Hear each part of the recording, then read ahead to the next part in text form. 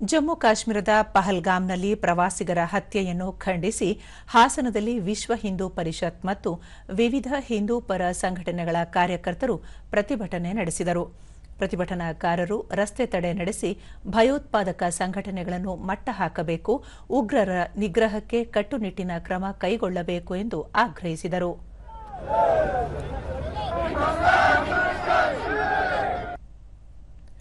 ಈ ವೇಳೆ ಹಿಂದೂ ಪರ ಕಾರ್ಯಕರ್ತ ಪ್ರಭಾಕರ್ ಪ್ರವಾಸಿಗರ ಮೇಲೆ ಭಯೋತ್ಪಾದಕರು ಎಸಗಿರುವ ಕೃತ್ಯ ಖಂಡನೀಯ, ಭಾರತೀಯರೆಲ್ಲರೂ ಒಂದಾಗಿ ಇಂತಹ ದುಷ್ಕೃತ್ಯಗಳನ್ನು ಎದುರಿಸಬೇಕು ಎಂದು ಹೇಳಿದರು.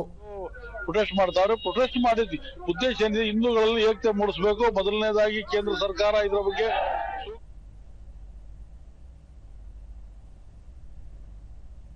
ಮತ್ತೋರ್ವ ಹಿಂದೂ ಕಾರ್ಯಕರ್ತ ಕಿರಣ್ ಪ್ರವಾಸಿಗರ ಹತ್ಯೆ ನಡೆಸಿ ಭಯೋತ್ಪಾದಕರು ಕ್ರೌರ್ಯ ಮೆರೆದಿದ್ದಾರೆ, ಸರ್ಕಾರ ಇಂತಹ ಸಂಘಟನೆಗಳನ್ನು ಬುಡ ಸಮೇತ ನಿರ್ಮೂಲನೆ ಮಾಡಬೇಕು ಎಂದು ಆಗ್ರಹಿಸಿದರು.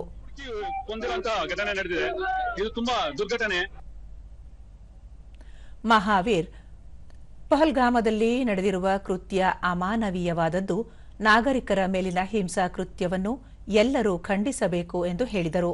ಮಾನವ ಒಂದು ಜೀವನಕ್ಕೆ ಒಂದು ಬಹಳ ಖಂಡನೀಯವಾದ ವಿಷಯವಾಗಿರುತ್ತದೆ.